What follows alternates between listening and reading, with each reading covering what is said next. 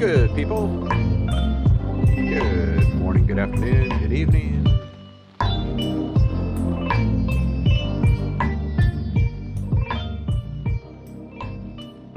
Hope you're all doing well, safe, healthy, all that good stuff.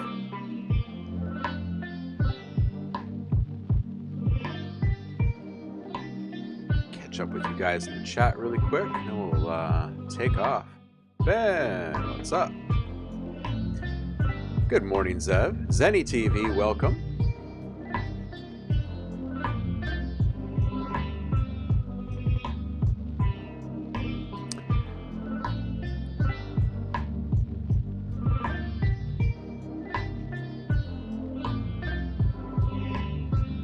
Hey, wait a minute, Zenny, who are you? Purple Pros, good morning. Happy rainy Wednesday to you too. I like that little emoji there. I like that.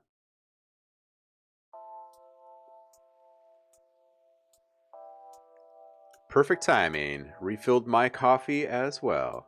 Cheers.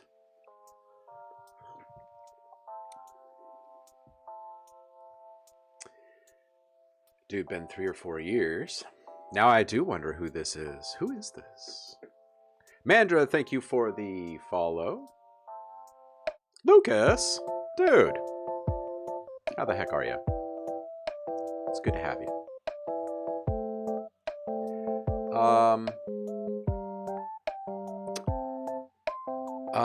Where are you? What's new? What's going on? It's always good to have some Pure Fam in. You'll see several people you know in here today, I'm sure.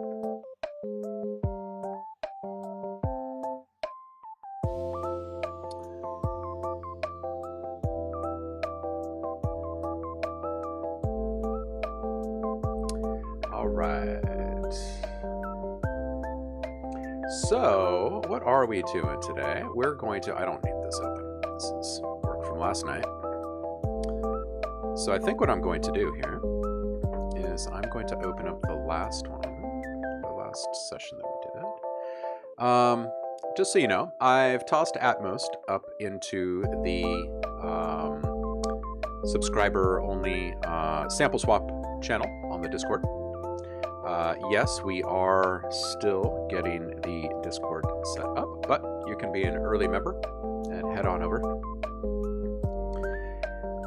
If you are currently a subscriber, you can grab the pack that we made last week for free right now without delay. I'm actually going to repost it maybe later today. I just have a few more presets to toss in there.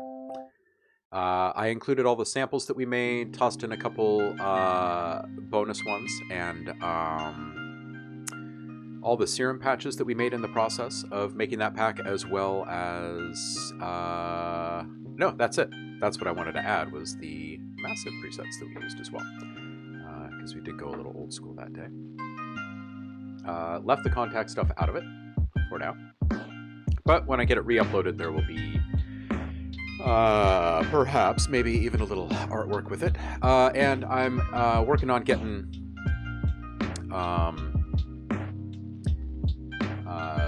new kind of private page set up on the website to facilitate better grabbing of goodies for us. Give people some options. I just need to clean this up just a little bit. Hold on just a sec.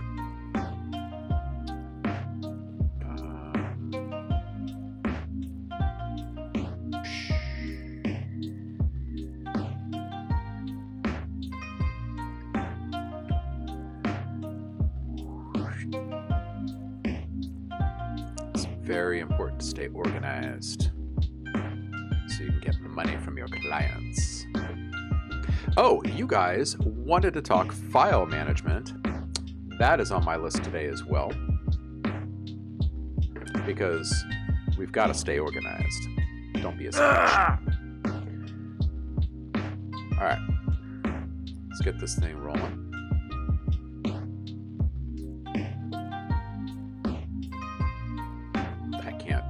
Oh, there we go. 21, right? That makes today the 23rd. It's like time travel. Only paying attention to the days of the week, the days that you stream. It's kind of nice. How's the pandemic fly by? All right, where do we leave off with this? Oh, right. We went back and we revisited the bell that Purple Pros suggested on Freesound. I'm just gonna kill this music in the background here. You've been listening to the beautiful sounds of pretzel music. How about that?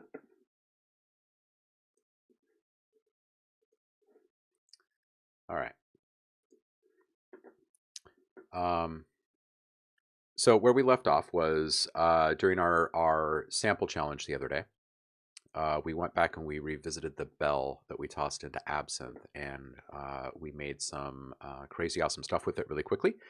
And I told you that I was going to knock out a product or two with that by the next time I saw you. And while I was having a conversation with someone yesterday, I decided that I was actually going to just do that in front of you. Because there's been questions about file management, and there's been questions about packaging up goods. And of course, everybody wants to know how to make a little coin. So we're going to do that. And we're going to do it with some short form sounds, some fairly basic UI sounds. And then what's even better is that we're picking up more partners every single day in between streams. Some fun and exciting names on the plugin developer side of the business.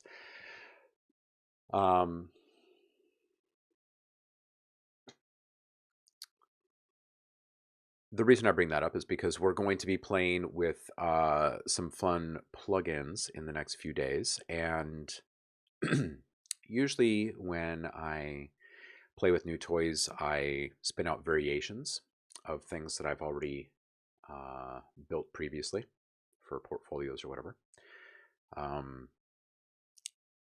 So the thought here is that we'll knock out a product or two today. I'm thinking bundles. I'm not thinking singular sounds. I want to get through a bunch of stuff today. And just kind of have like a stream of conscious conversation as I'm working. So you guys throw out whatever questions you might have while I'm actually doing that. And we'll knock out a couple sellable products. And then when we crack open the first plugin review, later in the week, we will actually go back and revisit these sounds, and we'll spin out variations and show you how to kind of repackage something as another sellable product. Just a quick reminder, all of the VODs will be subscriber only soon, and the goodies will start flowing in the Discord for subscribers. So please do make sure you hit that sub button so you don't start missing out on things during the offline hours. We'll share clips and stuff, and there will be archives made available later. But if you want to keep up with the daily, hit the sub button. And let's just refamiliarize ourselves with some of the sounds that we were getting out of this. We left this in a static position and played a handful of... hey, Zenny, thank you for the sub. We played a handful of notes, as you can see here, just very randomly. And we came up with some stuff. Can't remember where we left this in octave land here, but we'll find out momentarily. I do believe these were our keepers down here, so let's just play through those very quickly and see where we're at.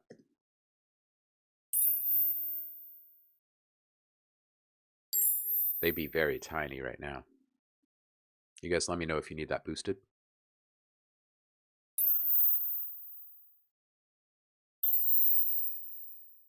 I need it boosted. It's quiet.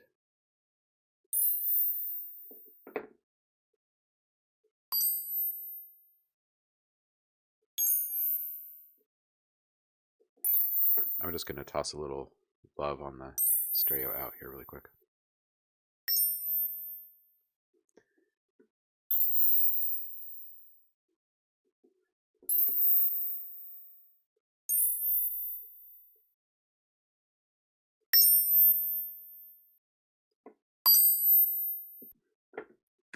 All right, I'm also just going to toss a little EQ action on this too, so we don't burn out our ears early.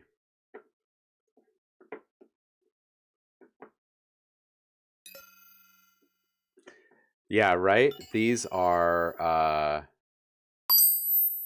the higher pitched ones, and oddly enough, because most of this is being done through a simple ring mod, those are actually the lower octaves. The higher octaves are the ones that will have the bass tones in them, and let's play through some of those. Yeah, so see, we bumped this up to C5 and above. These down here, I think, were like C2 or something, so we jumped up a few octaves. And the reason why that's happening, just to remind people where we left off, for those that are playing at home, I've got a note repeat MIDI effects on this, so I'll take that off. We made 3 quick sounds. They're all running through the same ring mod. One is a granular with a very simple envelope on a filter. It's got a frequency shifter. And I'm going to go up in octaves to kind of match.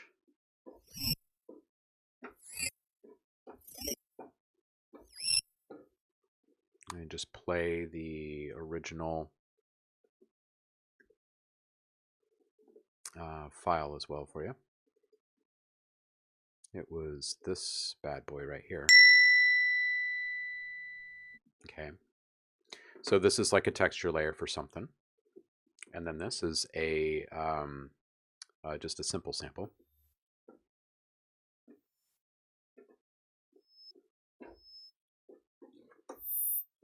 And this has got an attack on it.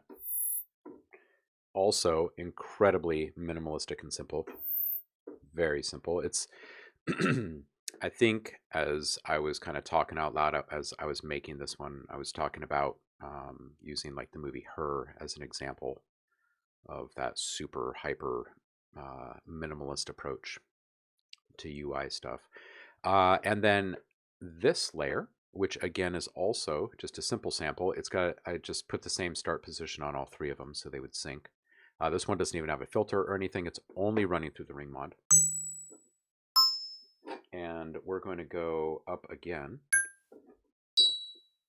So we're up around C5, C6 right now. And because we are targeting such a high frequency with our ring mod, we have to get up into this upper register before we start actually getting the lower frequencies back into the mix. So when we combine those two, that soft attack and this, we get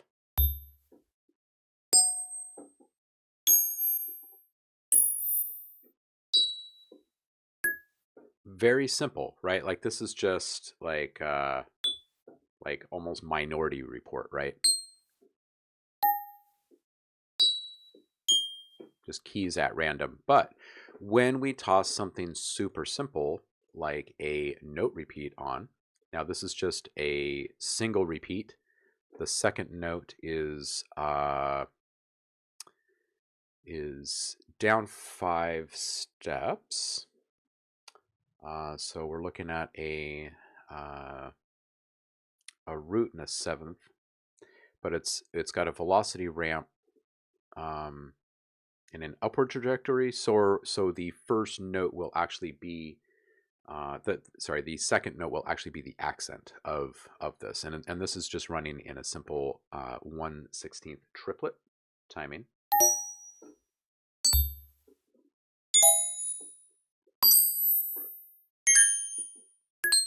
Now, if you flip the script on that and you say repeat and go the other direction, we'll do a 7th up really quick, and we'll keep the second note as the accent. All of a sudden, you'll notice that it becomes like a positive, some sort of affirmation, where the other one was a negative, right? So it's going down, so it's like this kind of, message failed to send, or incorrect answer, whatever. If you go up, it gives you this kind of like, okay, that's a positive reaction. Like you just completed that. Upload complete, or message sent, or whatever.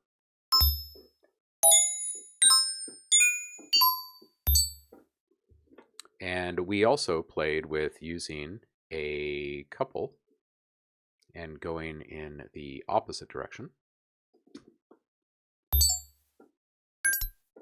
And if you up this just a little bit in speed, you start to get into that area of the super modern UI stuff.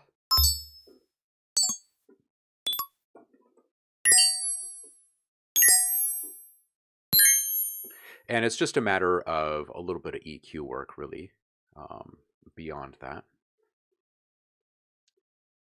to really get them to that kind of really iconic, memorable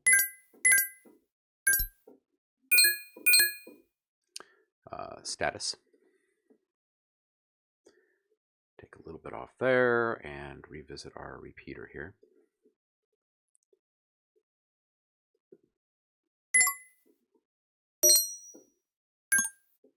And let's make this even quicker.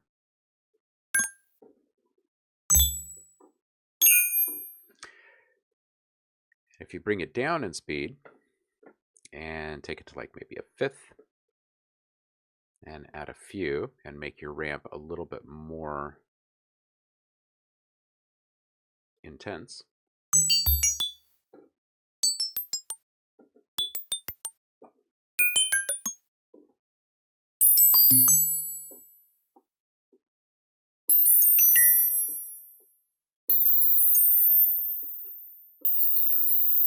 Anyway, my point is you start getting into a musical realm very, very quickly.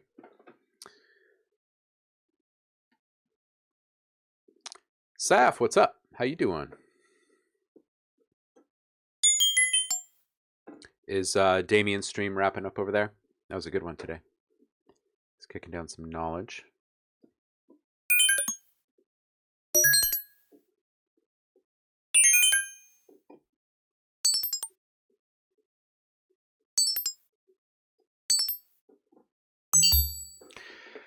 And then, of course, you can play with running that through an arpeggiator or something else simple.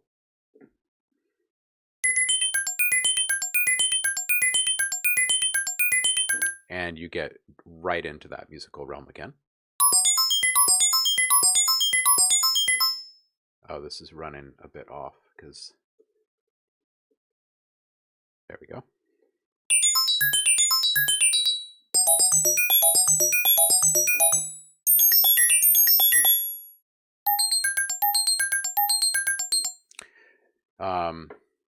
All right, so let's actually start doing something with this in earnest instead of just showing off what it can do. What I'd like to do is just capture a ton of different sounds like we did in this one quick little, I don't know what this was, like a minute long capture or something the other day. So what we're going to do is we're going to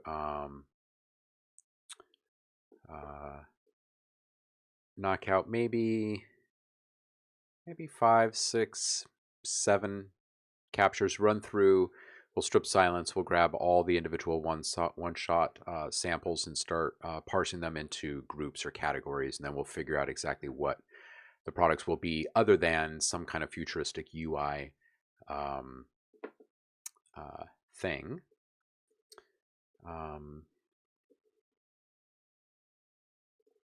So we'll take that out. We'll keep this open.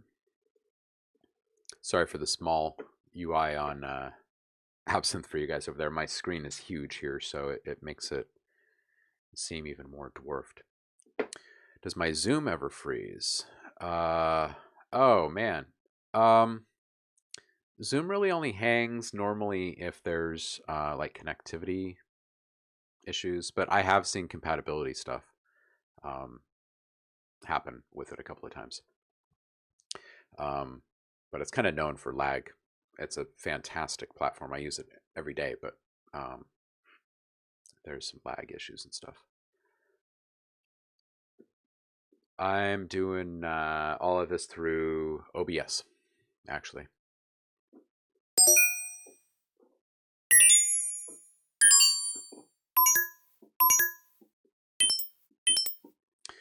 All right, so in the interest of staying organized and talking through the file management stuff that you guys have been interested in, I'm just going to go ahead and proactively save this as a new version.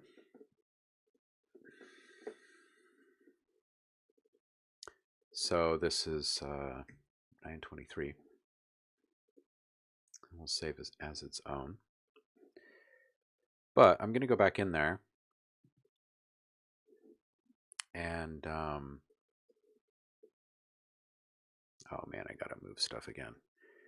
I swear, it's like every few weeks it feels like. Gotta move stuff off the machine.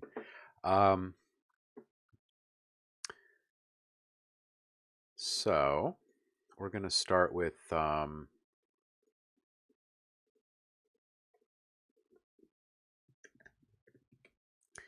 in a bounces folder. We'll have let's see here. We'll have a first run folder. So basically the way that this works is that if you capture something in a project, it automatically shows up in your audio files directory. Most DAWs kind of organize stuff in a similar fashion, so you can play along. But first run is just kind of when I actually bounce something out. It's been processed, it's been cleaned, it's been trimmed, but it's probably not complete because there's going to be some kind of overarching ethos or aesthetic that all of the things in that product will share, right? It's going to have some kind of cohesive thing. And then something like this, UI sounds, I'm not running through like a separate master chain or anything like that. So we'll just call these, we'll just say final here or something like that.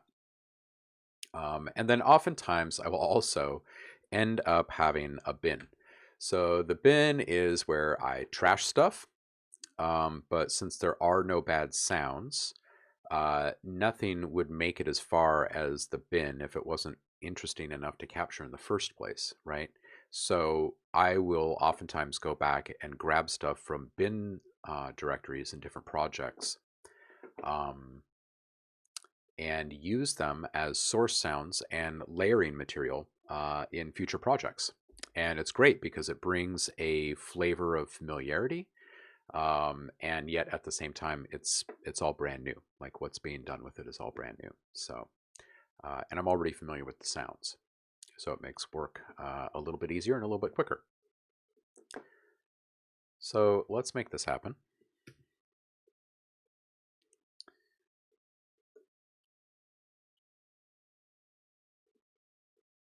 And I'll ditch out of that.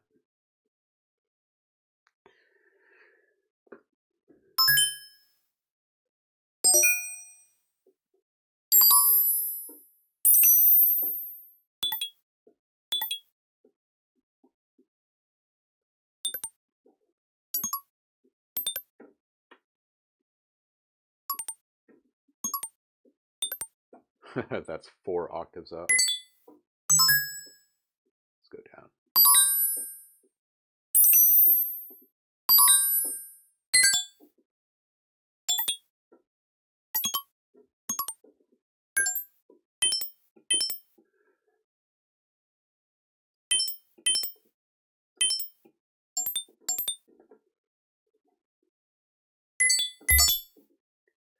Hey, what up, Paul?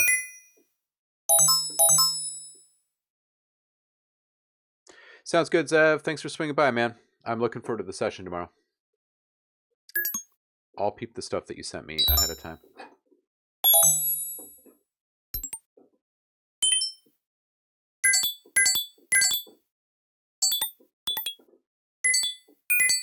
Okay, so something with multiple steps like this, I don't usually get as many captures of the first time through. I'd rather spin variations out of just a couple that seem to work well. So I was just trying to find a couple sweet spots on the keyboard here. So let's go back and we will do a quick capture here.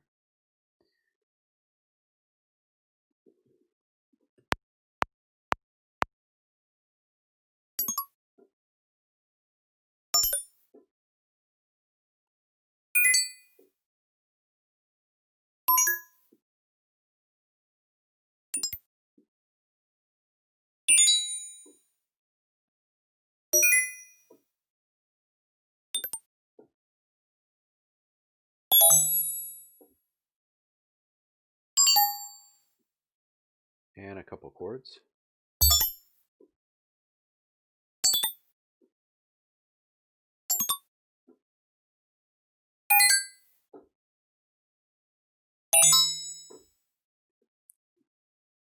All right, and let's just flip this. That was a fifth up. Let's do a seventh on the other side.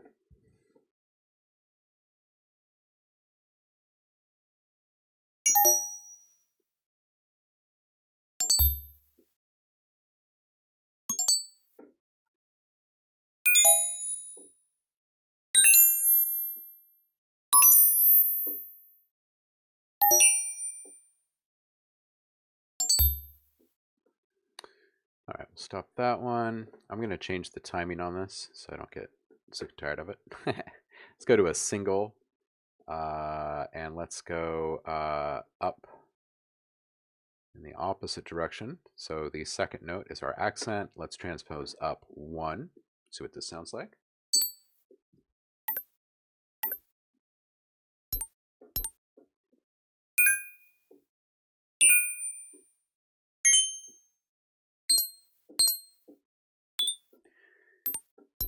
Okay, so I want to get a couple of these up here.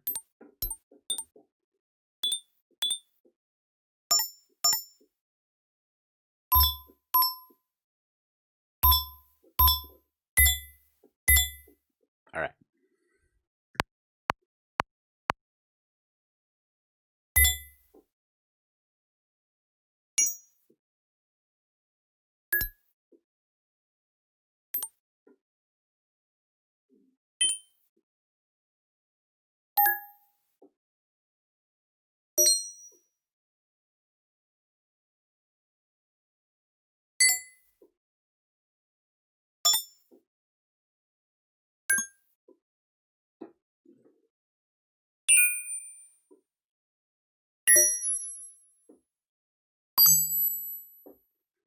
All right, that's good on those. And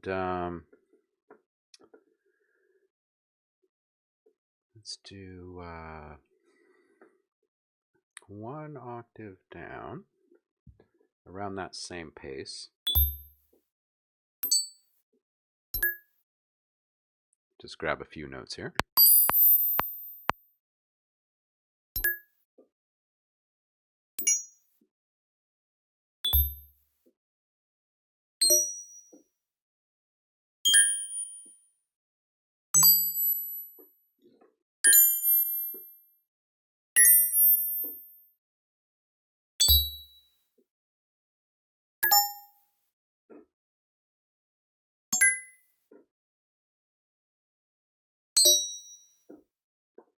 Okay. Right. So for that position, I think we're probably good. Let's just find a new timbre really quick with the same shape and settings. Greetings from sunny Maryland. It is overcast and rainy here. And we couldn't be happier about it.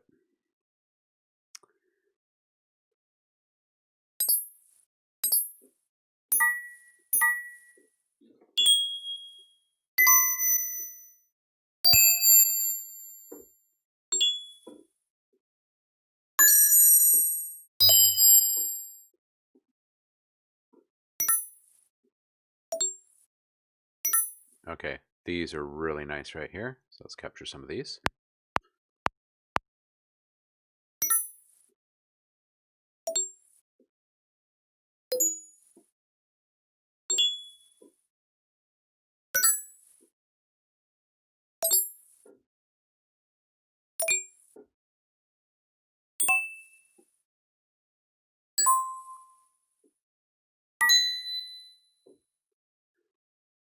Okay, and let's flip that.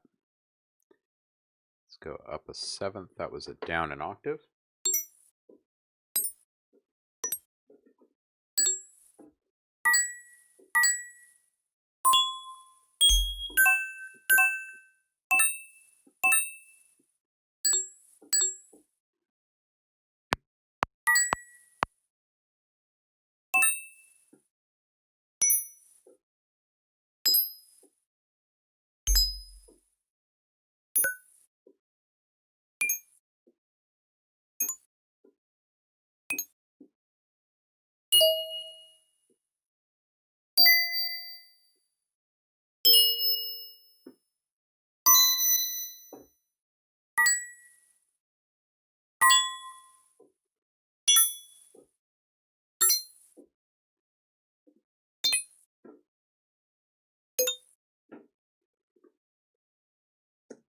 All right.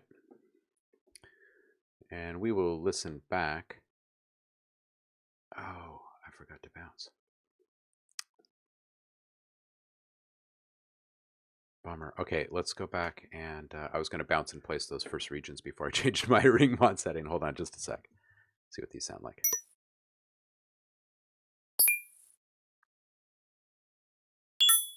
I think I might just run through and do a bounce on all of these at both positions. That's exactly what I'm going to do. Okay, so this one we'll do first.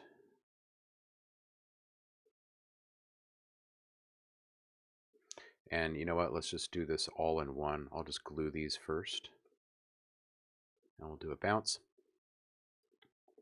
And then we'll do another one at the higher frequency. The other one was around 13K. So let's get back in there. And find that sweet spot. I'll find it with this.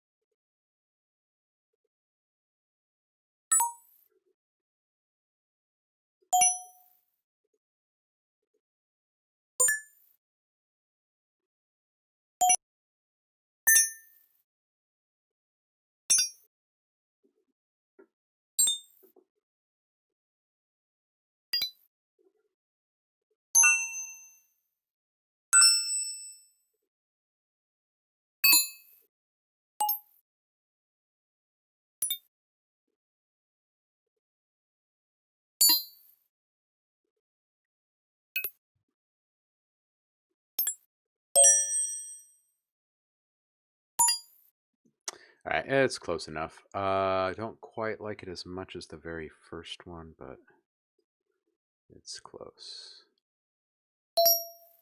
It's a little better. That's better. That's closer. Okay, let's bounce this one.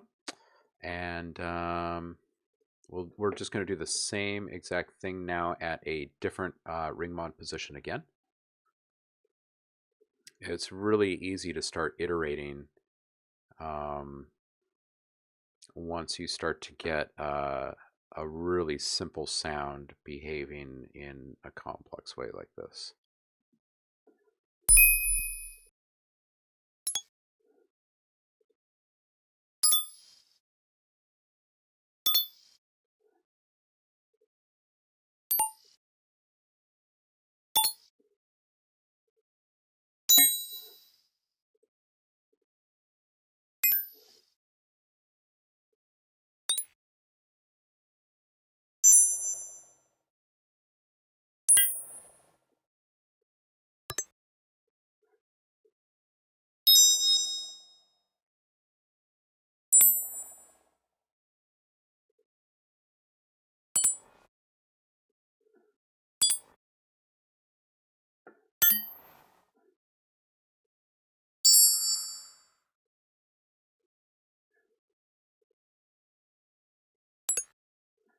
All right, I don't think I like that little extended tail, so I'm just going to drop below the whole mid-range and go down into the sub or base to sub zone here and start getting actual modulation ripples going.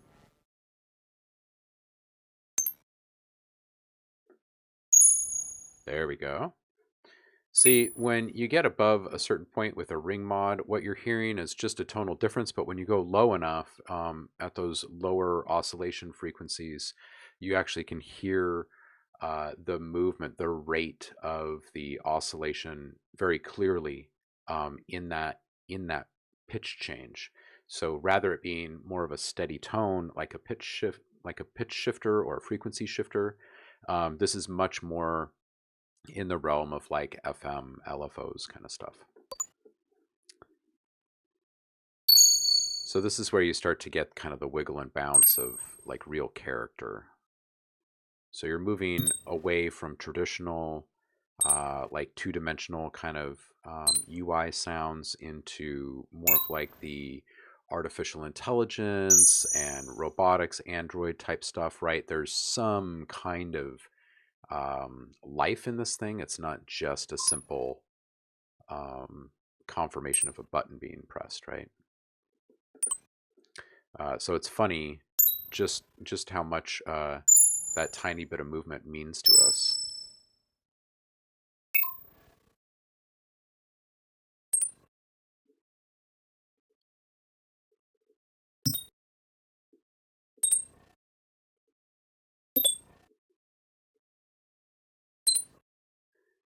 Where is that coming from? Probably this one.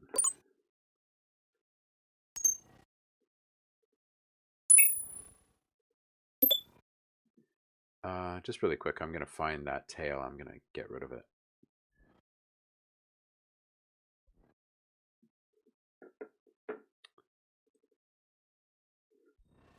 This layer is so quiet right now. That's oscillator B, amp.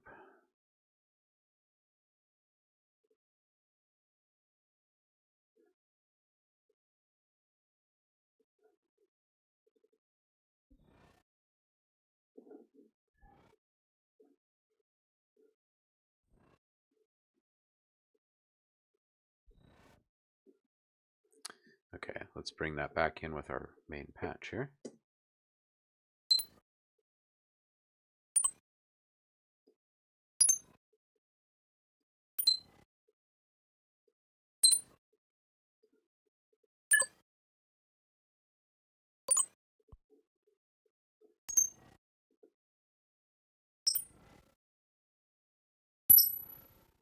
It's actually in, it must be the resolve of the bell being modulated by the ring mod at that spot.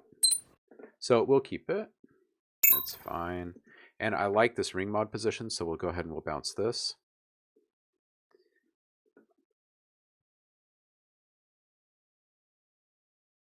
And just try to harvest as many times, as you possibly can from the same exact MIDI file and everything. So that way you can actually get variations of individual sounds.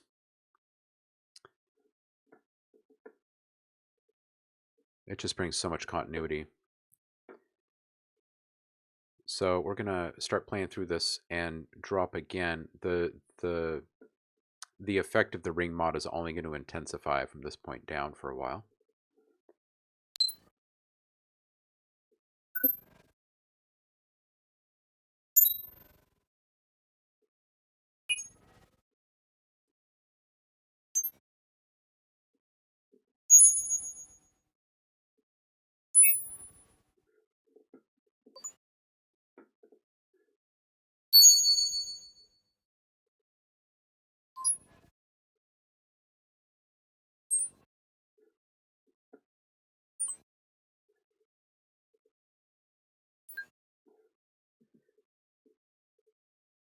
It's going to drive me nuts. I'm just going to put a high pass on there really quick.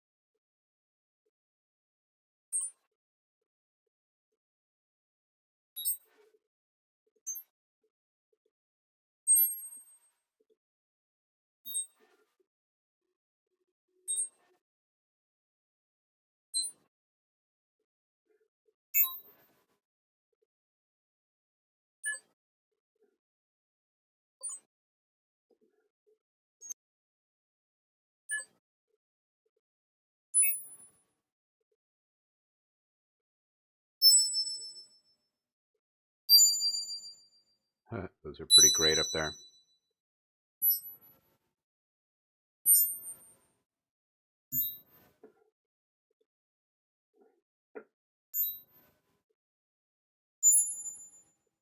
Okay, that seems to be pretty nice. I might move this away from a sine into a triangle really quick. This is our modulation shape. Start getting a little more variety.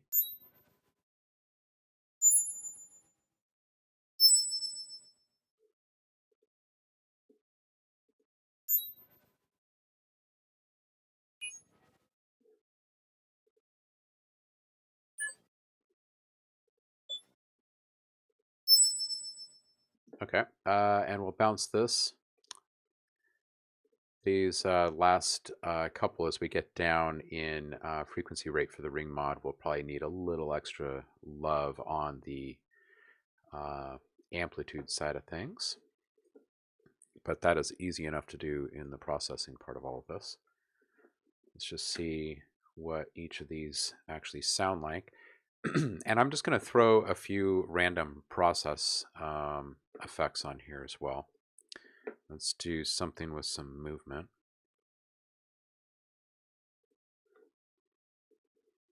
I really like granular delay type stuff as well for UI stuff.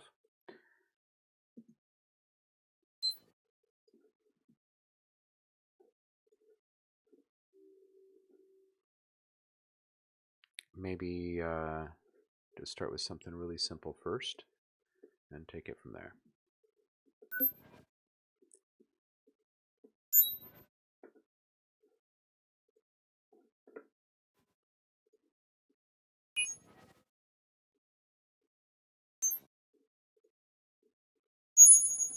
All right, that's pretty good. I'm just going to go in here and actually start shaping some stuff. This is just a sine wave as a shaper here.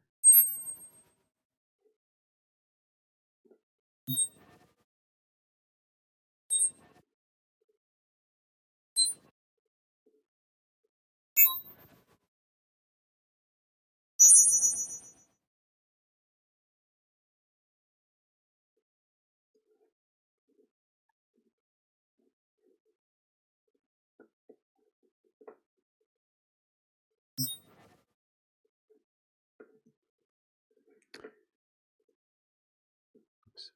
Actually, I think I do want something with a little more warmth rather than edge right now.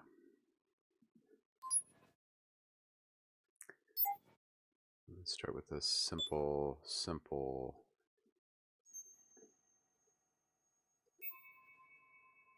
All right, and let's get our volume up a bit so we can actually hear what we're doing.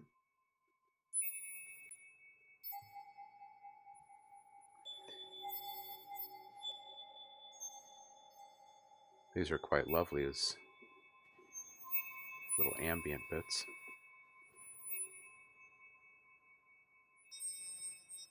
So we can actually shorten those tails and make those alerts and alarms, right? So we've got one potential pack here. Let's just get these ideas down here. One potential variation on this is just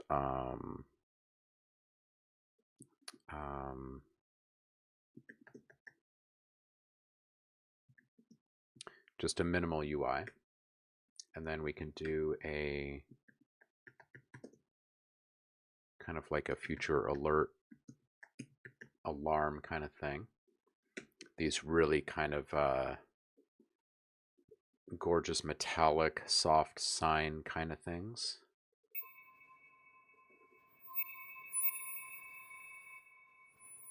Take down those tails a bit and make those repeats a bit more intentional.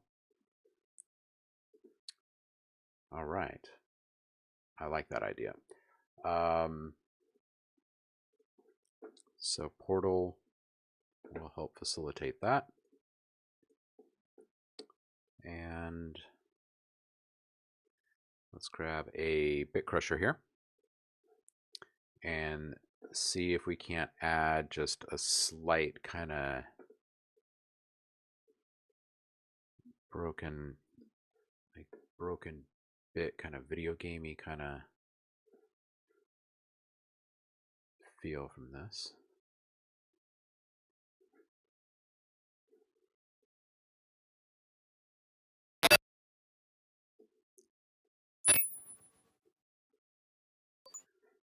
People love glitch UI stuff, especially for like heads-up displays in video games, that kind of stuff. So if you find a sweet spot, you can make stuff sound rather glitched and broken.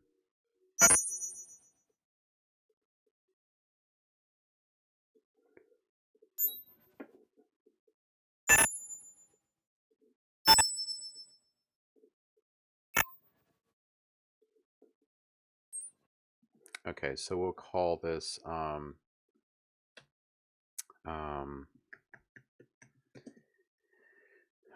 glitched, damaged, something like that. Okay, so we're up to 3 variations. And maybe we'll just leave it at that so we can actually get through all of this and be really productive. It'd be very easy. It'd be very easy to just keep going. But we probably wouldn't get much done that way. Got to figure out which one we actually want.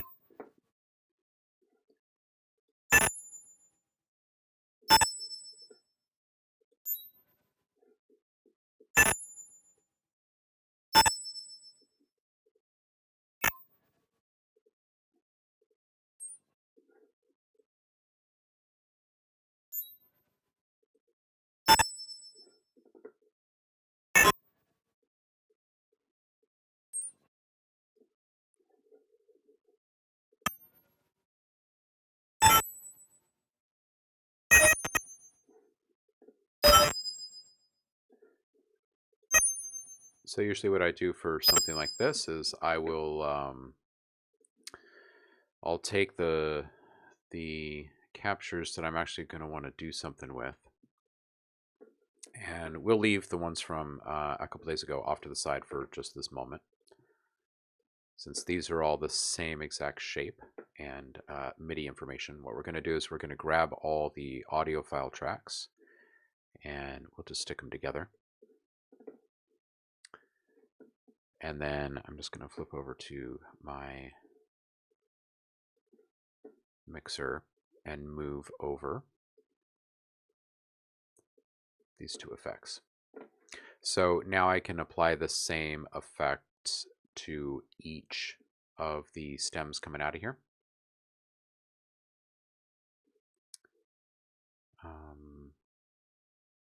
And we'll want to do a few things. Obviously, we'll want to go in and strip silence and get these all into one shots, which we'll do here in just a moment. And then just provide enough space for the ones that have the time-based effects running on them.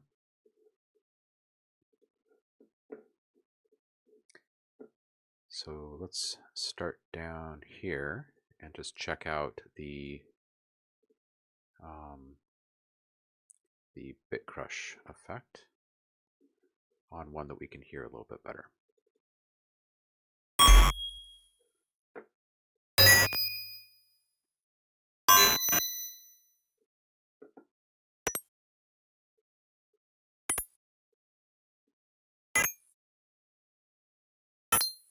I think those will sound just fine. And these?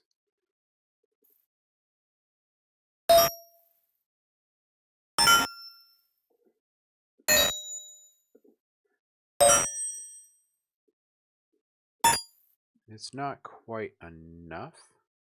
So I think what I'm going to do is, in tandem with the bit crusher, we're just going to spread it just a little bit, maybe with some glitch machines. Something very simple in its makeup.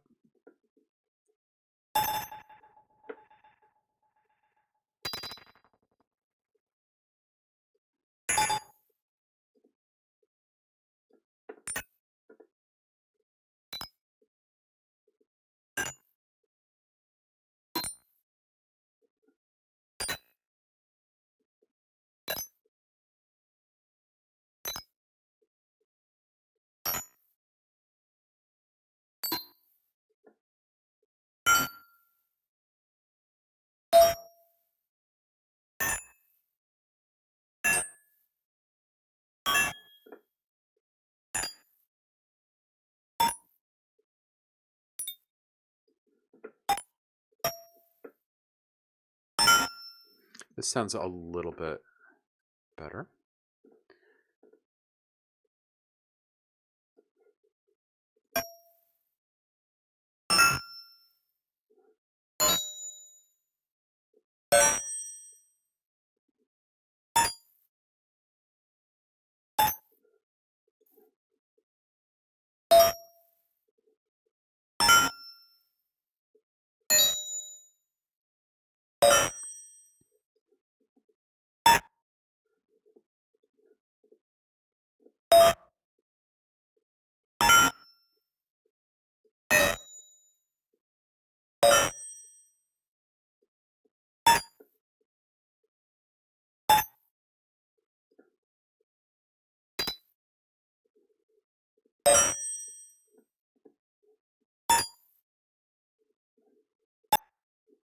All right, let's try it on this next one.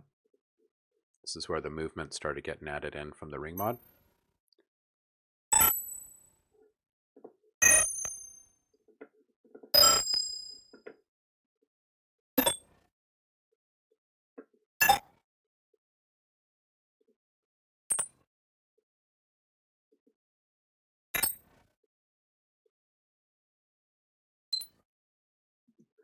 Okay, that's probably pretty good there. Let's just check the portal on some of these louder ones really quick.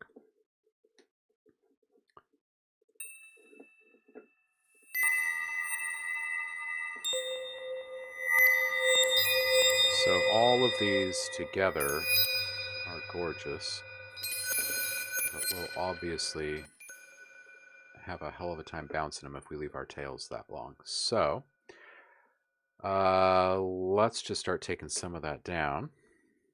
35.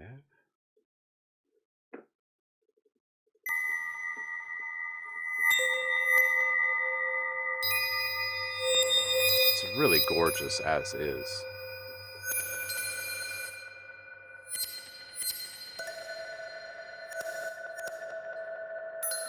So a lot of nice stuff.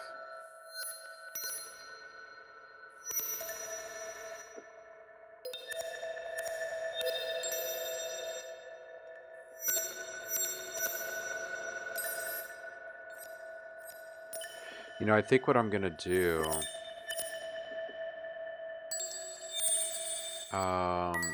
is make a note that we're going to come back. We're going to make an ambient track, maybe a couple ambient tracks, and some cinematic sound beds out of this. So we're going to do, all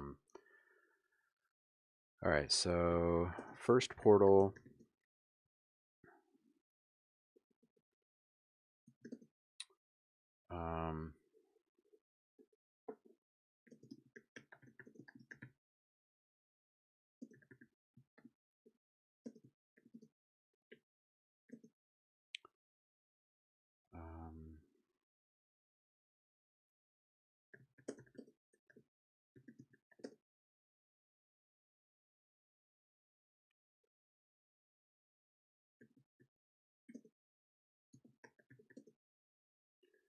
Oh man, we could spin a couple logos out of that too, with that same general kind of feel.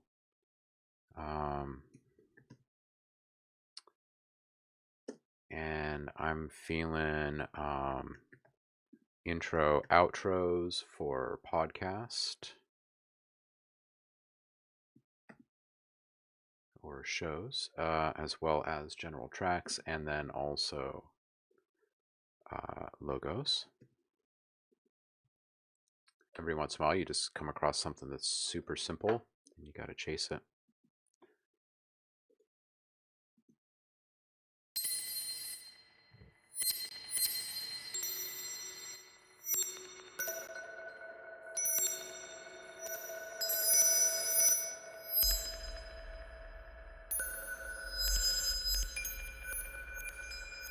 Yeah, those are quite lovely.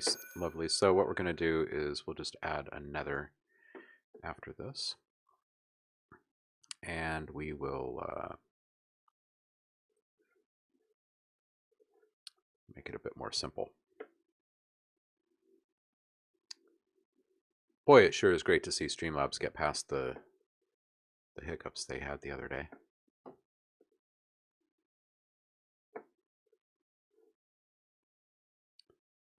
Okay.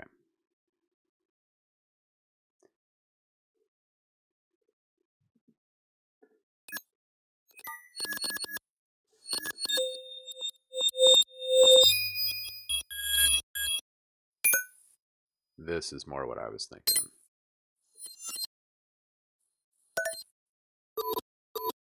There we go. Okay, so here the thought is that you've got these fairly standard sounds in your first pack, and this is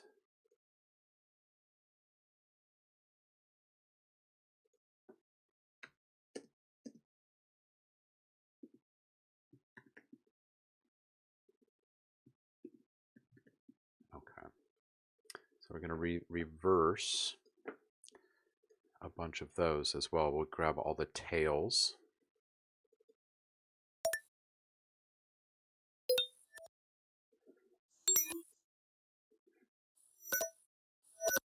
Yeah, these are all just priceless. So we're going to have to do these a couple different ways. We're going to have to give these guys a lot more room to breathe in these tracks. So let's just start chopping these up for right now. Well, that's not going to work. There we go. It's a little bit better.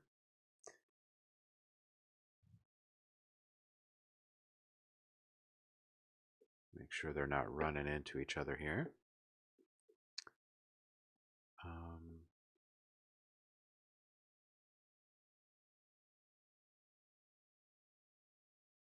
Looks like a few are being cut short here and there.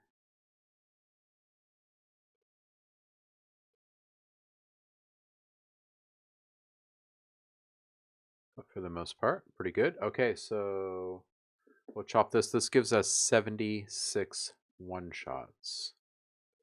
We should have about the same in this track.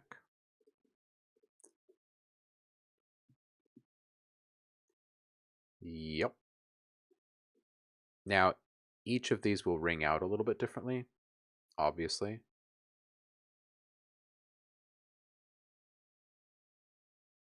I'm just going to keep these the same. We still have to go through each one of these and pick winners and losers. But in my experience, it's actually pretty good just to run through these with processes in place and see what you can kind of discover as happy accidents in places. Because you might ditch something up front early on thinking, well, this doesn't have legs, it's not going to go anywhere, or that's just too quiet to do anything with. But once you throw a little love at it, some magic happens. Oh, interesting, we straight lost that one. I thought I saw 2 less samples. Yep, there's the second missing one. That's funny. Okay. So across those 4 tracks, we just got about 300 one-shot samples. So for, you know, a couple minutes work of tapping those MIDI keys, we've got a lot of samples to go through now. Keep in mind that we're not going to keep all 300 of those, obviously, but if you were to spin out 1, 2, 3, 4 alt versions, that's in addition to the original, so that's 5 theme variations. That puts you at 1,500 samples very, very quickly. So you can see just how quickly you can build something up. And there's a lot of little shortcuts that you can take to speed up the process, like using strip silence and, you know, doing batch fades and that kind of stuff, just to get through the mundane parts of the workflow quickly. There are still some tedious bits. For instance, if we're going to do the future alert alarm stuff and the capture all of those reverse tails, we're going to have to go through and spread out all these samples in the timeline, and we're going to have to go record all of those and then kind of manually go in and chop all the tails as well. So that will be a bit of work. But with a simple sound like this, they're fairly easy to identify and grab, and generally speaking, it's worth it. People will buy these packs quite a bit. What did I just do? Oh, I pushed a button. That's what I did. This is all of them playing simultaneously, running through that portal.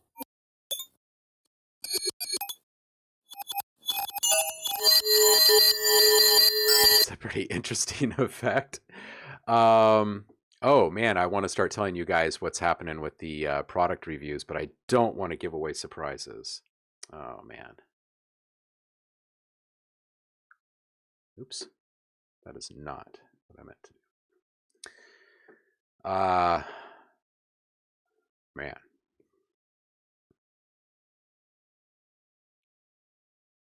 Got Zoom devices to work. It seems to be, it needs an update. I was up all night changing batteries. Oh, you meant your Zoom recorder. Oh man, I thought you were talking about like Zoom, like video conferencing or something. No, I've never had my Zoom recorder freeze up. Which one do you have again? I've never had any issues with my H4n, so I still have not upgraded. Had the thing a solid decade now, been around the world with me. There's lots of neat things that the newer ones do, but for what I use it for, I just haven't upgraded. Okay, so here we are on the path to 1,500 samples all of a sudden out of this bell that that Purple Pros wanted to chase down the other day. So thank you, Heidi, for that. H6N.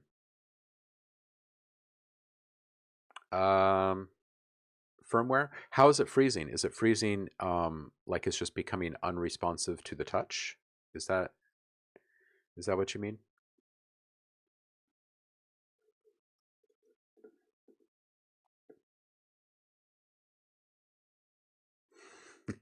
Bells are ringing.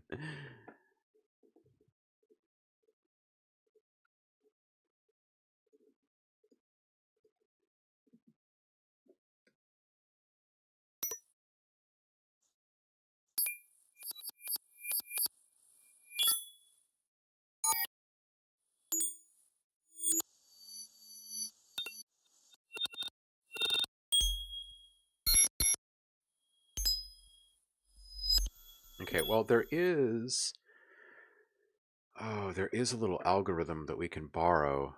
Let's see if I can remember where this is. Okay, so get these all highlighted and then move.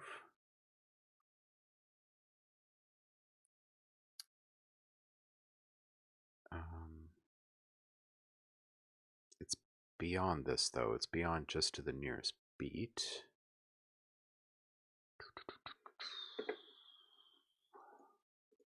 See if I can figure this out here. If anybody is a Logic Ninja and can remember this shortcut, let me know. I'm just trying to find a way to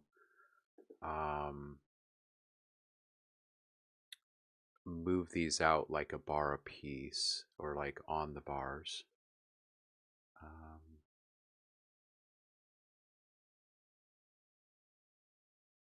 And I can't remember what that shortcut is right now.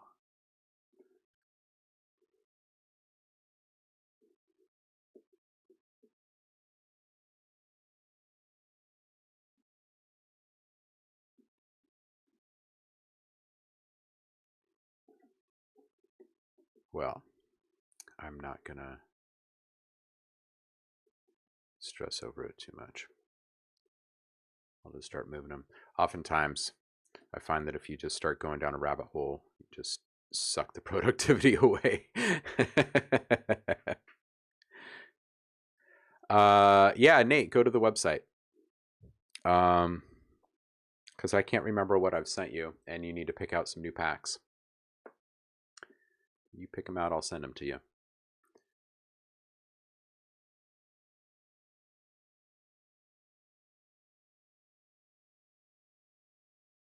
Yeah, dude. Oh yeah, the process of clean installs is just never ending. I hit such a wall at like a terabyte, and I still have not finished. I still have not finished at all. And I'm still waiting for some new external drives to boot. Just because um, with upgrades, you need more upgrades. So,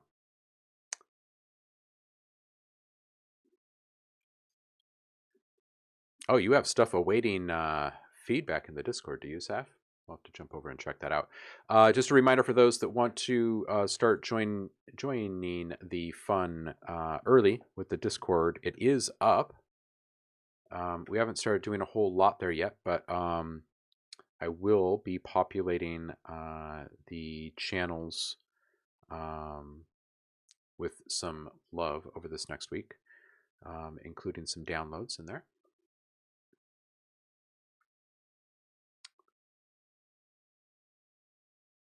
Having trouble getting the Waves products, actually.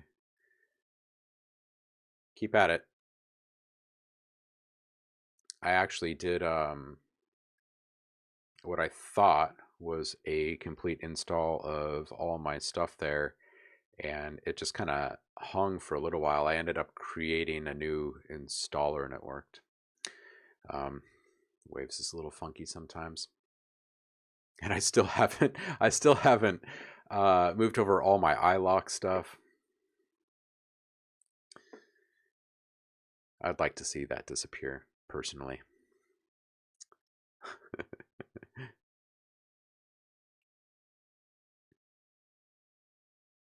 You can download it from Waves Central, and you can do it either online or offline. If the online isn't working, you can select the stuff in an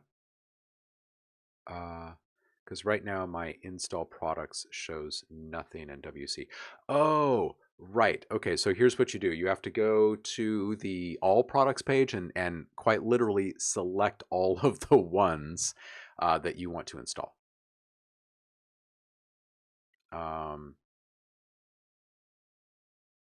If it's still confusing and you're still not seeing it in your area, even though you're logged in, you can go into the all products tab and go through it, do it all manually, and then create an installer, and then just click that, and it'll force Wave Central to recognize it. It's a pain.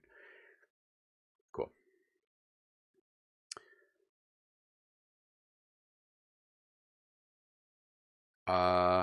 Yeah, Seth, we'll check that. I have no problem doing some feedback.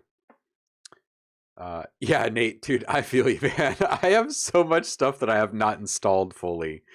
And I'm not even sure why some of my stuff hasn't loaded in a couple of things. Like I've looked at my FabFilter stuff a couple times. I'm like, why isn't like I've entered everything. I'm not sure why that isn't actually popping. I don't know if like my machine is a little bit too new or like for their updates to catch up. I don't know.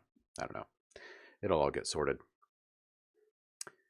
In the world of plugins, there's always so many new ones coming in, especially when reviews are happening, that you kind of see other ones just kind of fade into the distance anyway.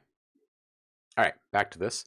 So I guess what we need to do is start moving those for the time-based ones. I don't feel up to that task right now. Right this very minute, I'd rather bounce a bunch of stuff quickly and then circle back and do those last. It's just going to make the whole bouncing process easier for all of them. Okay, so we've got our minimal.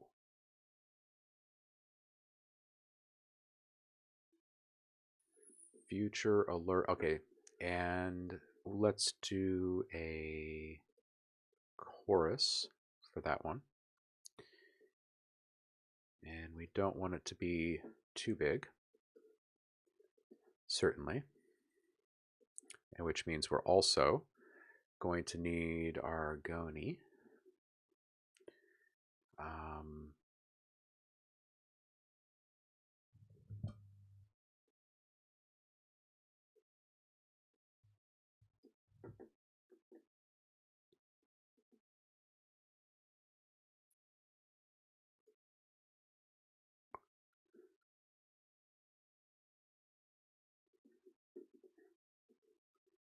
Goni.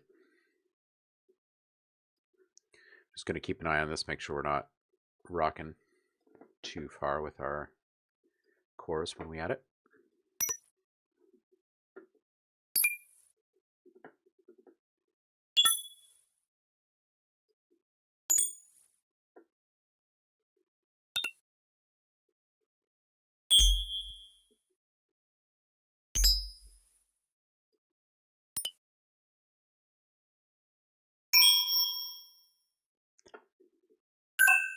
Okay, well, we're definitely going to kill all the subs.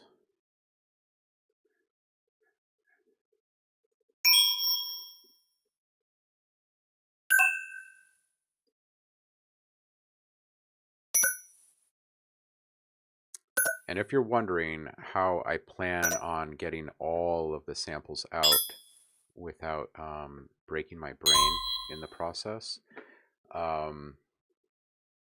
we'll do exports instead of traditional bounces. So it will automate the naming of all the files.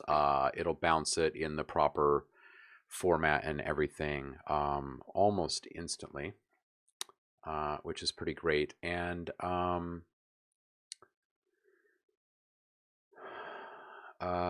it's just a matter of going through those bounce folders and culling them for any that just don't quite make the cut.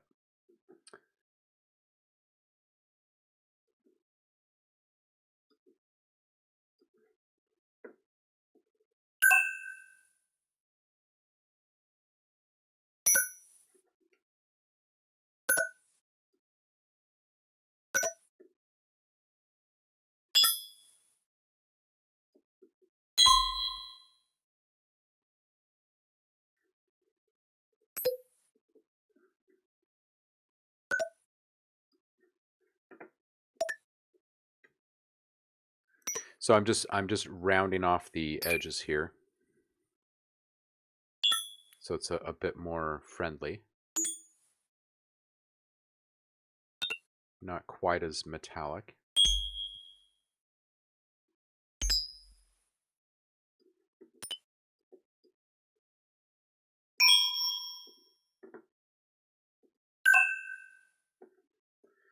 Go back and hear those bassy ones again. Make sure we got rid of that.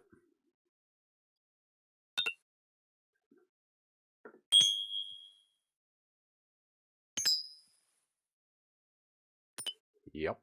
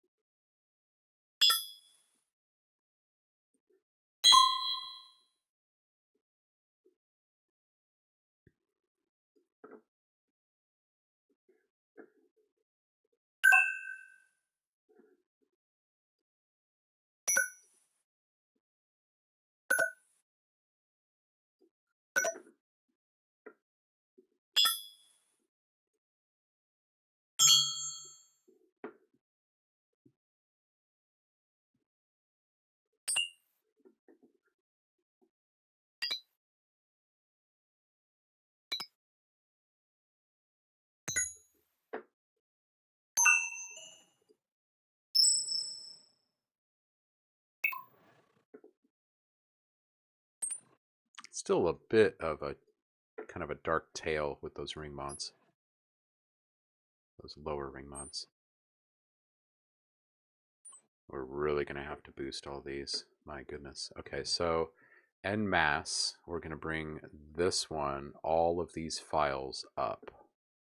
Let's add, let's start with like 7 dB and see what that sounds like. That's quite a bit better. a bit more in line with the others. Just as much of the batch processing as you can do up front, the better. Bring that down a bit.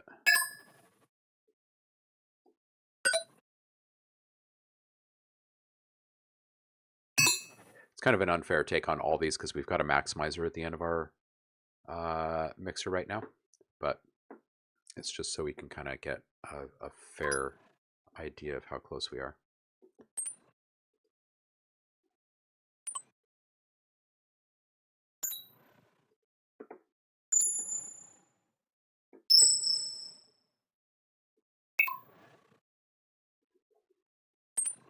Where's that tail?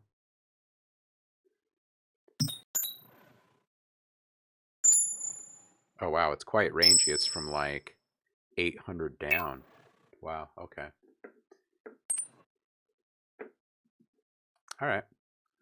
So we're pretty close on those. These two are almost the same in amplitudes, so those are good. Next, we'll want to put kind of a shared compression on this just to save.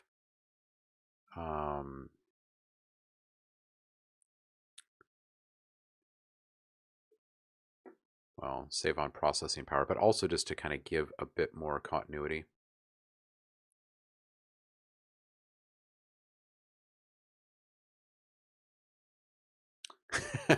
Yeah, Nate, they are quite lovely, huh? I'm gonna bring them back for the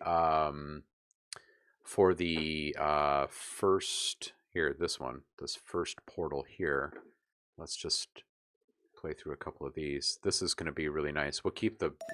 Let me just take off the EQ so you can hear the bass in these.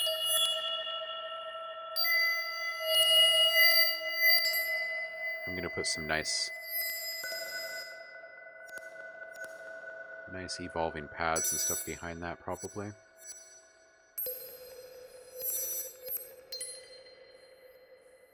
This kind of stuff is gold for like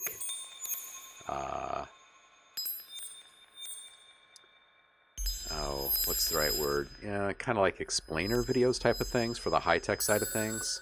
Developers love having this kind of ear candy running very quietly in the background. Right? They're so nice. It's all about simplicity, right? Uh-huh. It is cave-like. And then this is the patch that we'll be using for the actual bounces for the reversed, for the future alert alarm kind of category and the reverse stuff. This one's pretty nice too.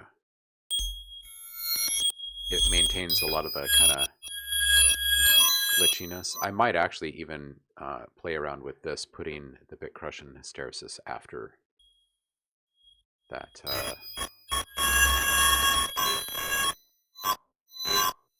Yeah.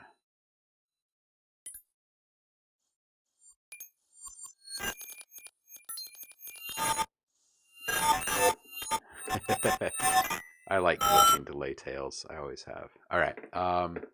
Back to the task at hand. We need to finish testing this chorus.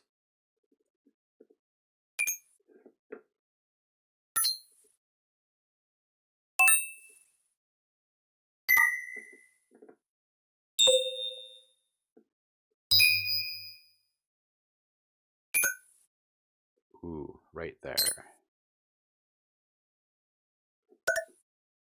Yeah, right there. That's quite a bit of width. If we were to bring in the portal again. Super wide. Okay, cool. All right, so I think we've got our basics. Let's get our compressor back on there. Or on there in the first place.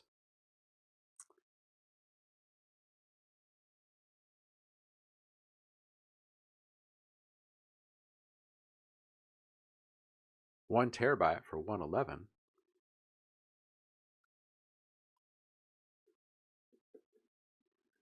I have to order 2 more today.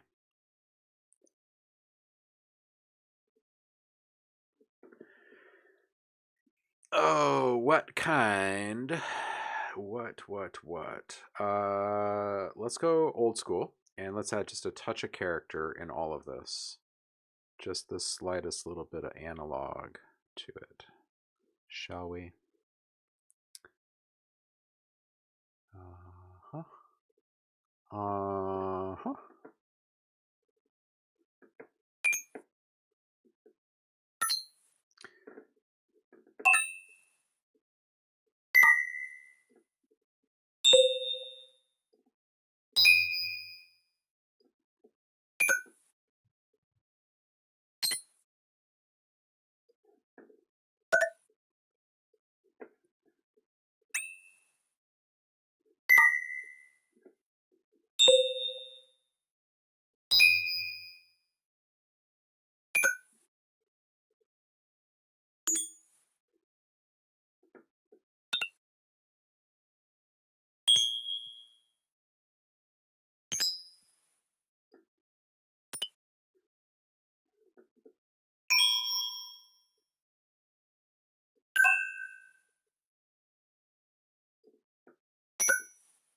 I don't usually add back everything that I take away when I'm working with this kind of sound. Generally speaking, there's more than enough maximization that has to occur to get these up to modern standards.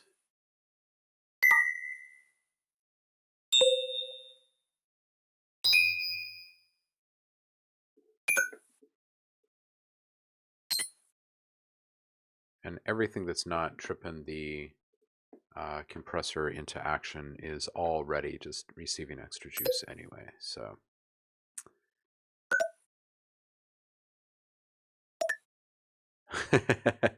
too lazy. Are those solid state or what?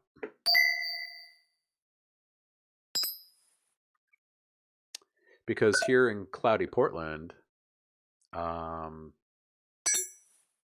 you can pick up a moving terabyte for like $40 maybe? Yeah, I assume so.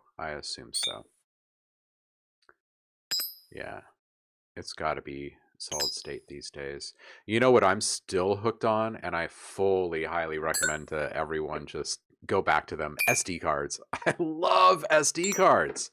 Oh my goodness, I can put so many in a pocket. And they're just lovely, right? I mean, as long as the device that you're using will support a large enough card, you're rolling with, like, depending upon the device that you're using, anywhere from 64 gigs to a few hundred gigs in just this tiny little. Oh, it's ridiculous.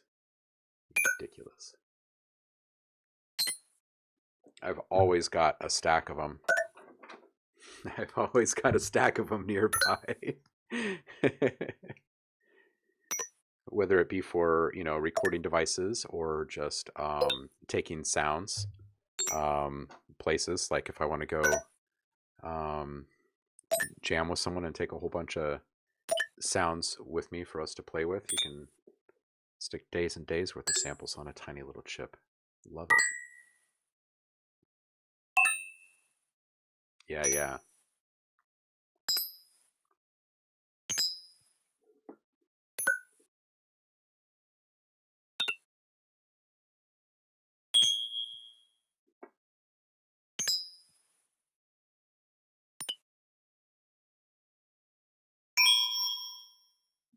Okay, so mostly those sound pretty good.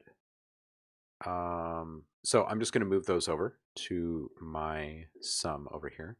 What I don't really need to do is be putting this, compression on after reverb and delay. I know it's fairly gentle, but I'd much rather just keep this super, super clean. Stuff is already being processed in line.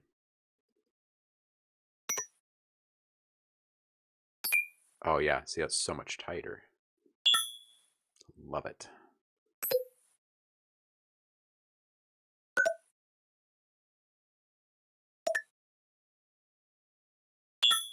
Oh, yeah. See, that's gorgeous because we're not even putting low frequencies into the spread of the chorus to begin with. So the whole signal's so much uh, cleaner in the end for it.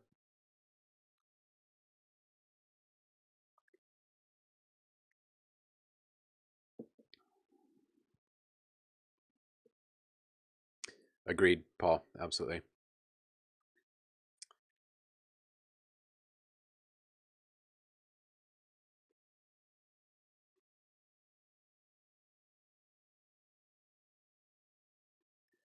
Chris, remember my nightmare client, the person who got me a job, who you met? I do.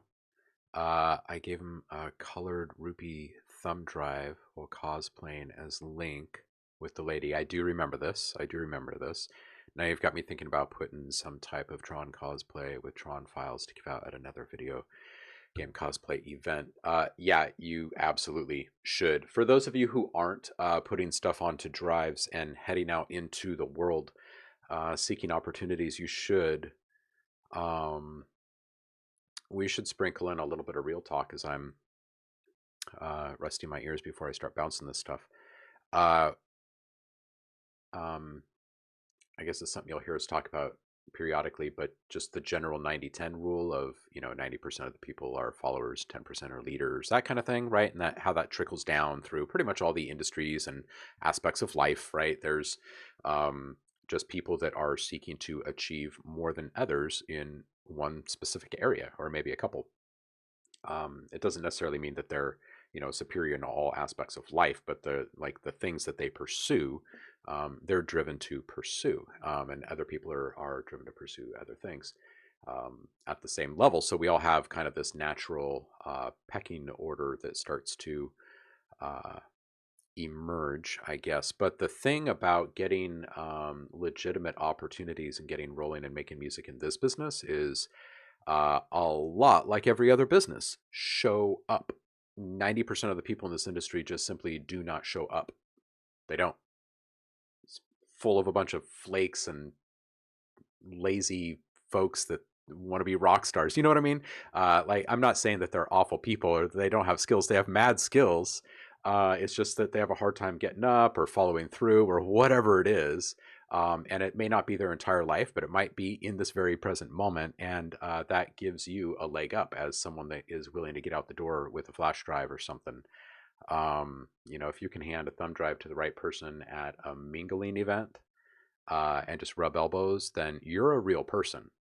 The other people are still just names on a screen whom they've never met, have no ties to whatsoever.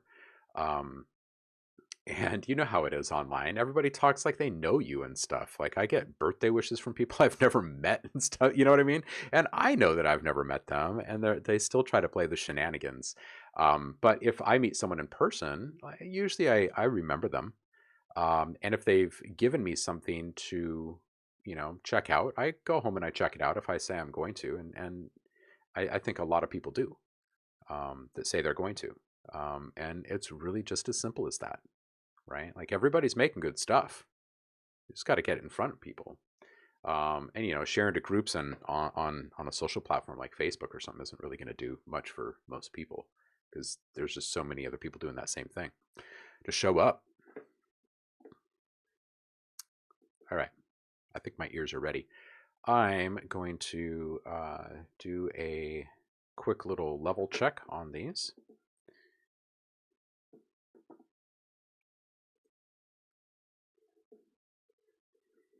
Let's go wideband arc on this.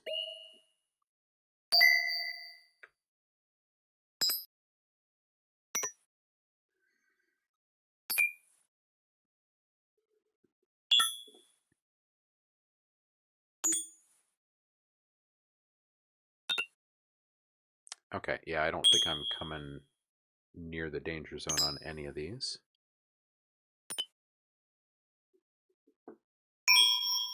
I'm not sure if I really want to do a second pass with these.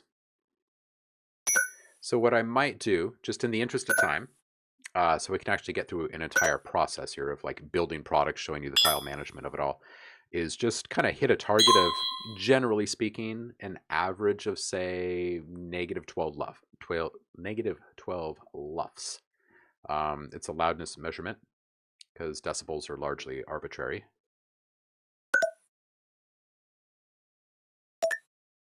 I'm not bagging on decibels. It's just that other than keeping stuff from clipping, they're rather arbitrary these days. Something can show negative 12 decibels and still have serious heat.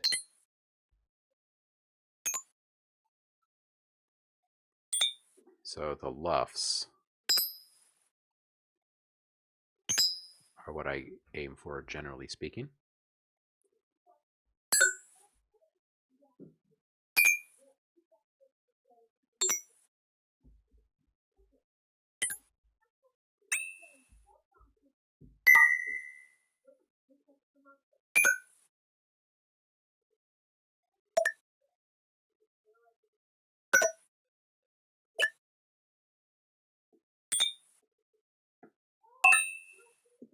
Okay, you know, I'm going to back off of this and I'm going to put it through something else. I'm not sure if it's going to be in a second project or if it's going to be here.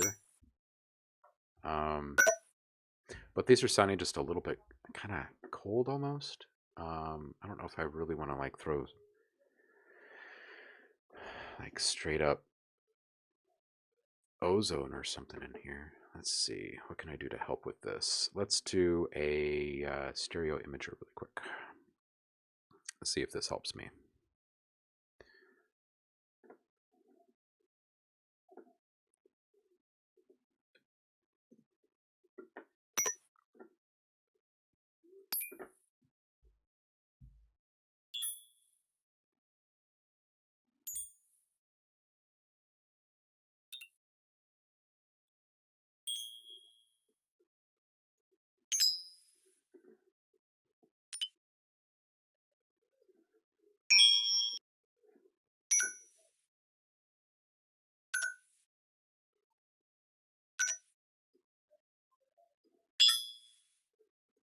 All right, check this.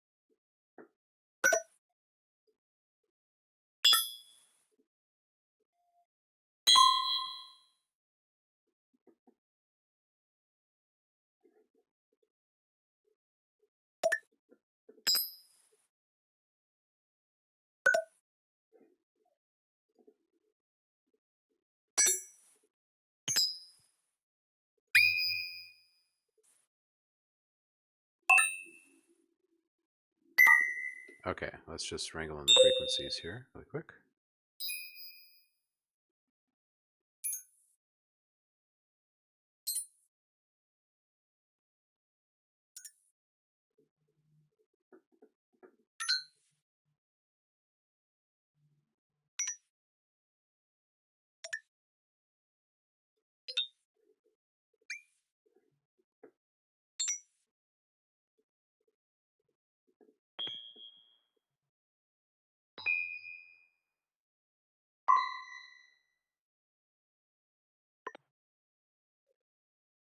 So what I'm doing is I'm bringing the mids, like the mid-lows, way up in their own range, so more of the lower frequencies could be isolated as a mono signal.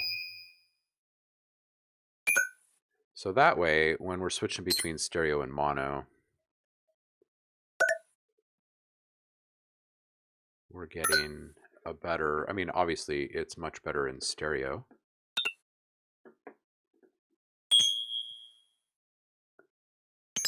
I just want to be able to hear the elements in mono.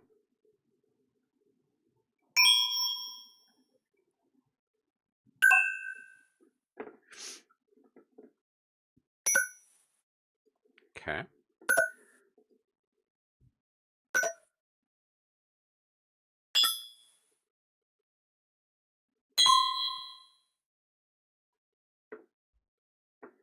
Generally speaking, a little bit better.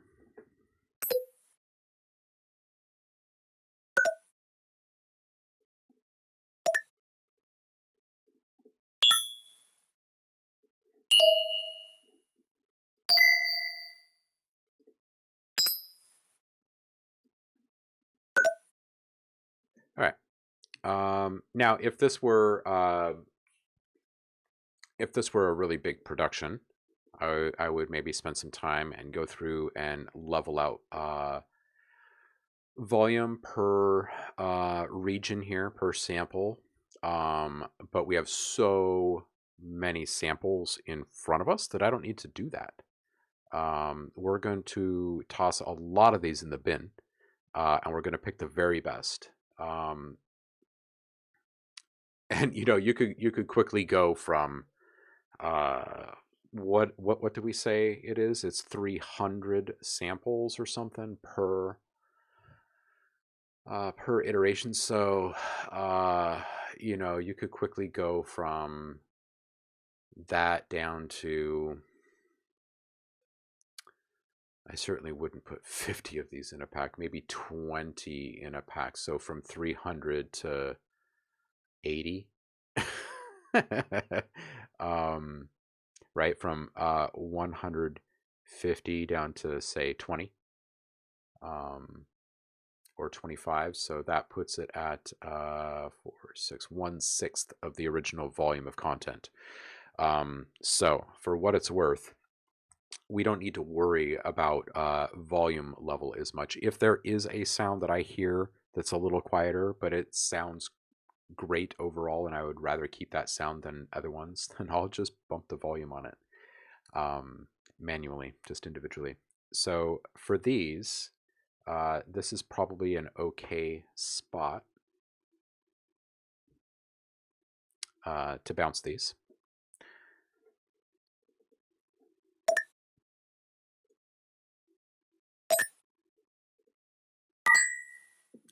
All right, so what we're going to do is we'll save our project, and then we're going to run an export instead of a bounce.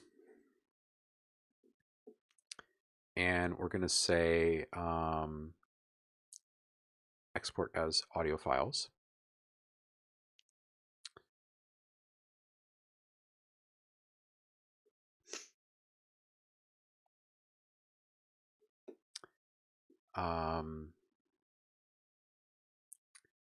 Wave 24-bit. Okay, so here's the thing, is that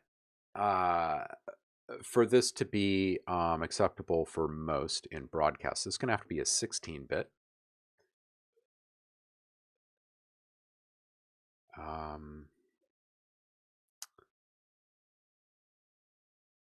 So it looks good.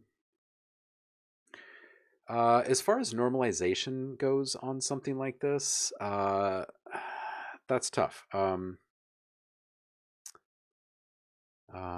don't like normalizing things in mass. We're going to call this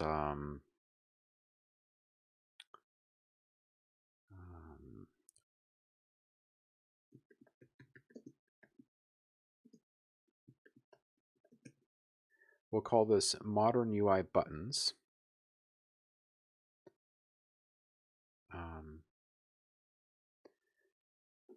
So this won't have the region name. We're going to take that out. And then this is going to add a numerical variation for each file bounced. And we're going to put this into first run. And we will keep the numbers accruing. So this should be good here, because we'll use a batch rename algorithm to rename all the files en masse. So we'll have a whole bunch of stuff in one folder. We'll go through, we'll listen. And whatever we select as winners, we can bring back into another project and get to the exact TP and LUFs and everything that we're after.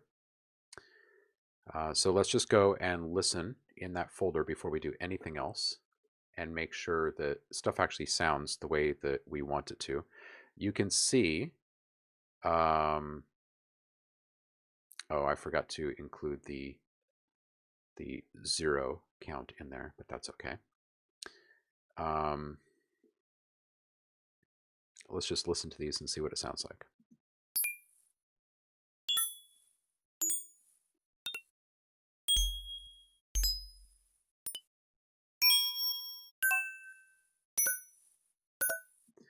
Okay, well, the first thing that I notice is that we didn't get to, rather, grab all that processing. So let's round can those and come back in here.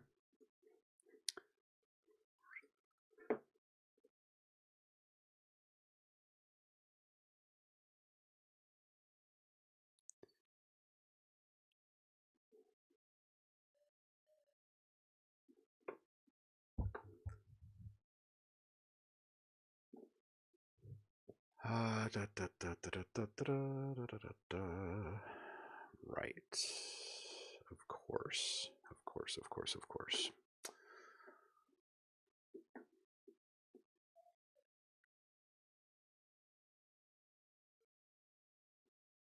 In the interest of time, rather than setting up a proper bounce channel, we're going to do it this way.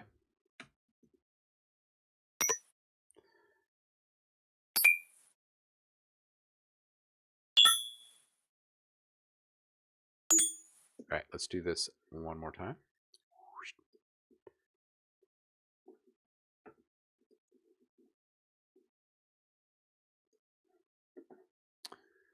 Okay, so modern UI buttons.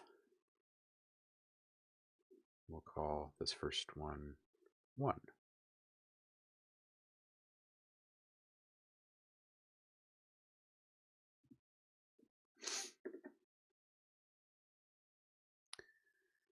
Bypass, include audio tail.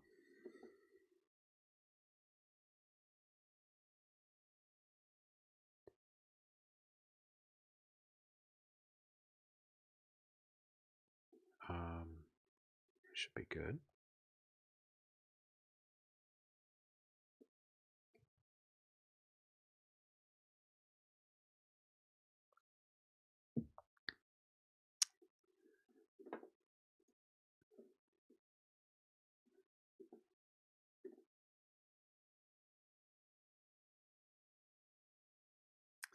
All right, let's get back over to our directory here and see. Oh, bugger. Of course. Of course.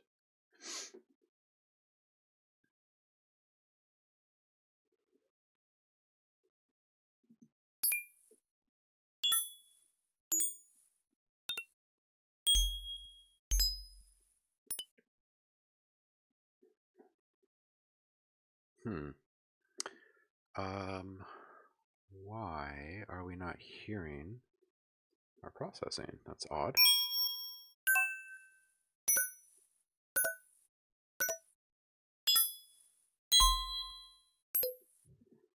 Those do sound different. And why is that?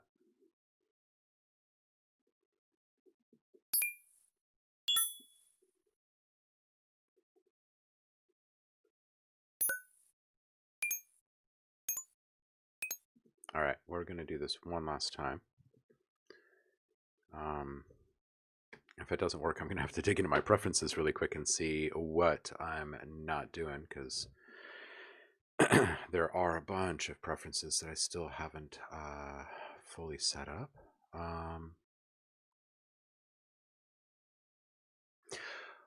Oh, right. They changed this. Right, of course. They changed this a bit ago. We're going to move these over really quick.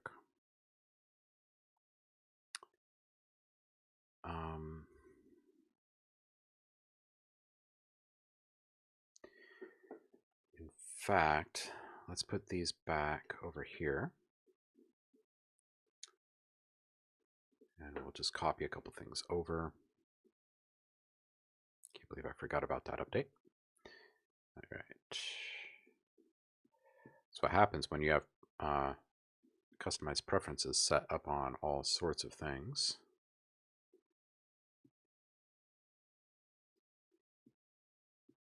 Kind of lose track of how things originally worked. Okay, so we're going to turn those off. We're going to turn these off. I'm going to listen.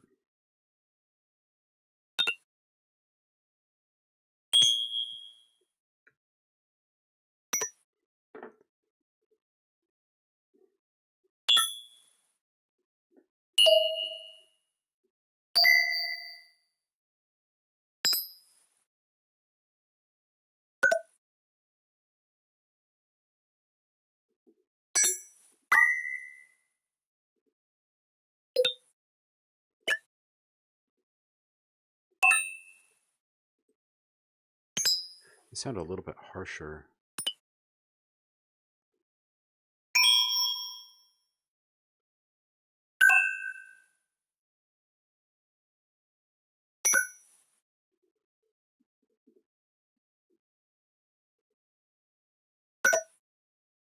Those are a little bit nicer. A little more flat. Let's just A-B that really quick.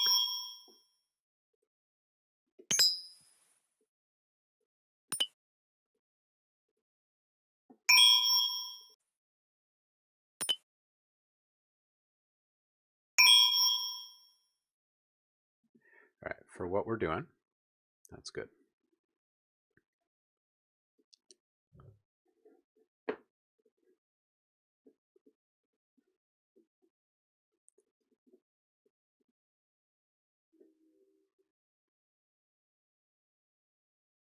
All right, so 16-bit wave, yes, yes, and yes, and yes.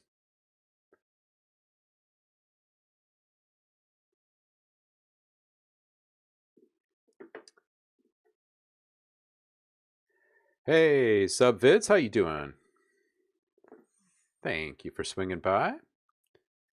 We are in the process of exporting a bunch of sounds. I'm running through the process of making a sellable product, and how you take a single sound and flip a whole bunch of variations out of it. It's a continuation of the last stream.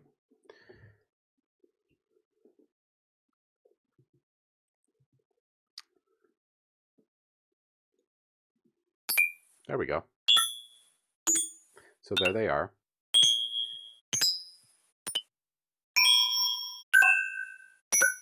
So that one sound gets transformed into 75 sounds on this one track. I add another 75 per. So we're going to go up. This will be 300 sounds in this thing in no time.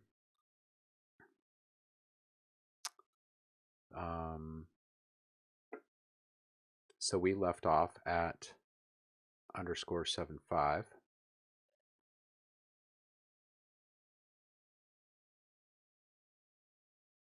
Yes, we did. Okay. So coming back over here,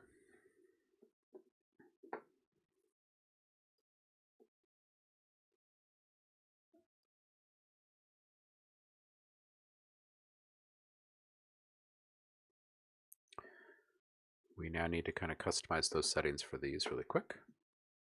They should be almost identical.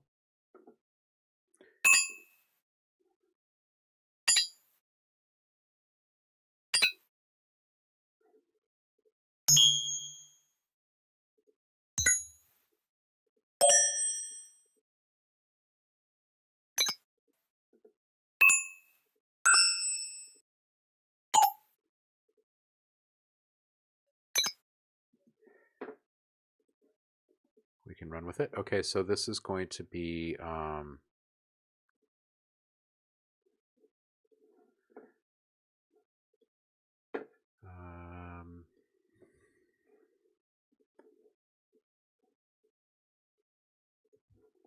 we left off at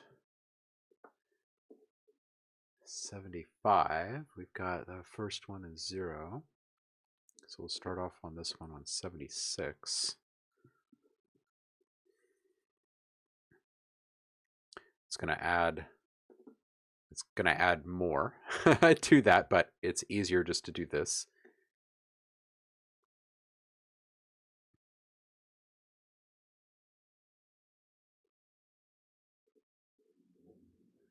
(16-bit). Okay.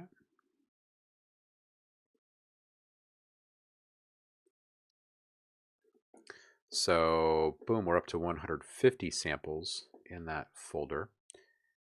And then it's just a process of making very, very quick gut reaction decisions. You're basically opening up two different Finder windows, two different file manager or browser windows. One is going to have your bin open, right, which is currently empty. This is your, not necessarily a garbage, but a bin. And then you've got a whole bunch of stuff out here. Hey, look at that. It lined up perfectly. Look at that. Starting at 76, numbered them all the way to 151. It just makes it very, very simple, right? Everything that we like, we're going to keep in here. Everything that we don't like, we'll just move over to the bin. And we'll have a second window open that shows that same thing. So it's just a process of dragging. So here's the bin on this side. And here's our first run folder. So everything that we don't like, we quite literally just drag into the space right here. And we're calling stuff in real time. And we are just using the preview function in the Finder to quickly navigate through all the sounds, right? You can, if you want to speed up the process, just Command Delete as you find the ones that you don't like, moves them all to your trash. Okay, you can go into your trash later and grab them all and toss them into the bin in one swift move. There's a few ways that you can speed up the whole process. So sometimes I do that just so I don't actually have to even touch a mouse, right? It just makes things a little bit easier. And it might sound like a lot of work to go through and do things in such a fashion, but just imagine how much more time and mental bandwidth it takes to go and bounce each one individually and make all of your decisions within your DAW. It's a night and day experience.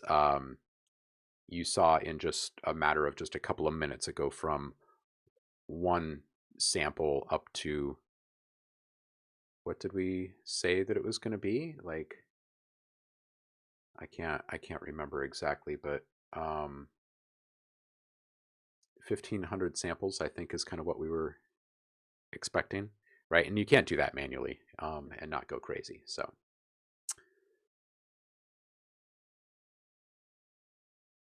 oh yeah, subvids, absolutely. It was fun playing with the bird song, absolutely.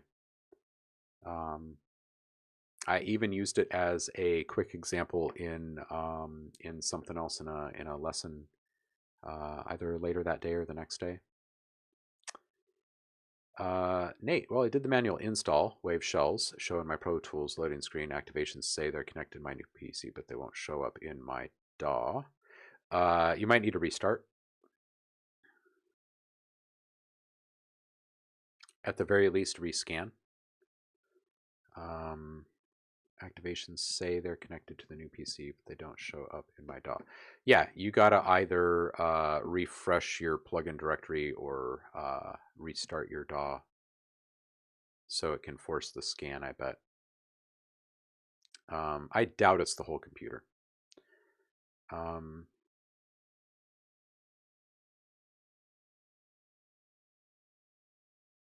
Redesign video for feedback. Oh, right, of course. Dude, of course. Saf, thank you for reminding me. What did you have for lunch? That's in the Discord, correct? I'll fire that up here.